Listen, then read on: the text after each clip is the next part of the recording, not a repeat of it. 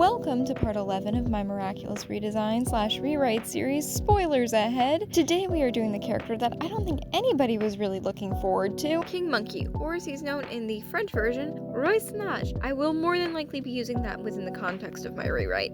I want to get design stuff out of the way first this time because, oh boy, outside of that we have a lot to talk about. Now yes, I will still sprinkle some design inspo and facts throughout the video, however I just want to get the main inspo for the clothing out of the way. Because this is a design, I did have to rely pretty heavily on color to get across. Now, I was going to take inspiration from different cultural garbs within Vietnam because Kim is Vietnamese. But after doing several concept sketches with the different ones, playing around with colors and designs, but nothing quite felt right. So I shifted gears and decided that I was going to take inspiration from different parts of Southeast Asia. His pants don't take inspiration from anywhere in particular, they're just sort of generally baggy in a similar way to carapaces or queen bees. The top, however, which currently here is still uncolored, the white part, is, as it's called in Cambodia, a subai. Apologies if I butchered that pronunciation. There are many different ways to wear a subai. However, I went with a method that would, in theory, had I drawn it better, cover most of the torso. I also turned to one of his actual canon inspirations, that being Sun Wukong, the iconic Monkey King from Journey to the West. Now, I'm not going to explain Sun Wukong's backstory here because if I tried to, we'd be here forever, but Overly Sarcastic Productions on YouTube has an entire legend summarized video on Sun Wukong. So if you want an easily digestible, relatively comedic telling of his backstory, go check out that video. But how did I use that inspiration? Well, I used it to pick what kind of monkey I was going to use to base his design off of. Yep, I went there. I also used it in a couple other places that technically the canon used. We'll get to those. The species in question, please note, I am probably going to butcher the hell out of the pronunciation of this name, is a rhesus macaque. Again, I probably butchered the hell out of that. If you look up pictures of them, their fur goes from this sort of grayish beige at their arms, which I'm doing here, to a sort of like burnt gingery color at the legs, which as you can see I did, and more of a white on the chest, which I also wound up doing. With that, we are done with design stuff for now, which is good because we are on to character stuff, and I have a lot to talk about. Now, for this particular part, I had to go back and do something I have only done once before, and that is go throughout the seasons and pick and choose a couple episodes for the corresponding character. I've only so far had to do that with Max, and I'm probably going to have to for the next few characters because all of them are a lot more minor characters, but so I had to go back and do that with Kim.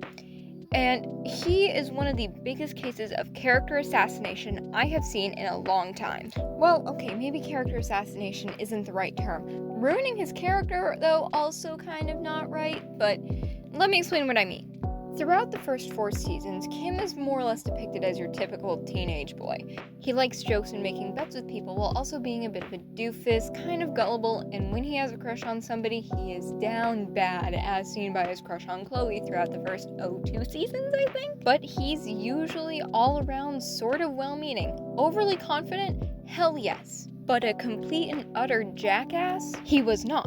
That was until season 5, episode 14, Derision. I am by no means trying to excuse his actions within that episode, but they just felt so out of character to me. Then again though, that was the episode that made me realize that the writers really don't go back and check what they've already done.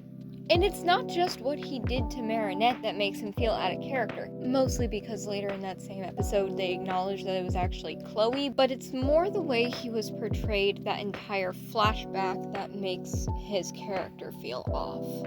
Well, okay, I wouldn't really say the entire flashback, but there's this one background scene with him and Max that, due to how their friendship is, just feels really out of character for not only Kim, but Max. The moment I'm referring to occurs at about the 7-minute 45-second mark in the episode, and features Kim snatching Max's glasses and Max snatching them back while being very angry. The reason why I say that doesn't really work for either of them is because, personally, from previous episodes, I don't think Kim would do that to anybody, let alone Max. And second off, I don't think Max would react like that. He is usually a very calm and collected person. And the only other time outside of that episode I could think of him being even slightly that much of a jerk was Origins Part 1. And even then, I'm giving that a slight pass because it was setting up character development that they sort of did before chucking it out the window. Phew. Okay, that was a lot. The rest of this video is going to be rewrite stuff and a couple more design things thrown in there as well. I will be keeping a lot of the pre-season 5 elements for his character, including one detail that I found out about recently, that being the fact that he has 2 dads. I did not know that until recently. And honestly, good for him. The next detail is technically related to his Miraculous, so it would affect anybody who uses the Monkey Miraculous, not just him, but that is that I am changing the ability. Because, am I the only one who has a hard time grasping what his power even is?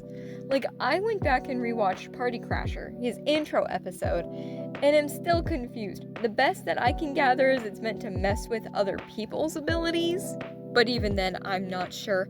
So, he's a shapeshifter now, because Sun Wukong can shapeshift.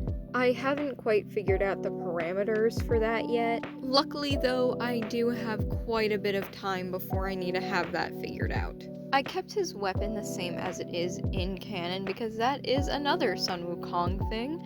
Fun fact about that, it is technically an iron pillar that he shapeshifted to be a staff, and it weighs something like 18 tons, so it is extremely heavy. Then there's this feature you saw me do a couple seconds ago where I gave him red and red-rimmed eyes. To summarize why I did this, in Sun Wukong's backstory, he becomes 40 times immortal. That's an exaggeration, but he becomes many times over immortal, and the gods are like, hey, we can't have this. So they throw him into a brazier for 49 days with the hopes of all the immortality leaking off of him and leaving them with a very much dead Sun Wukong. However, when they go to open it, he is still very much alive and very much immortal. He now just has red eyes from all the smoke. So I gave him red eyes. Anyway, we are coming up on the end here. Let me know what you all think of his redesign. I like it. It's not one of my favorites, but I do like it.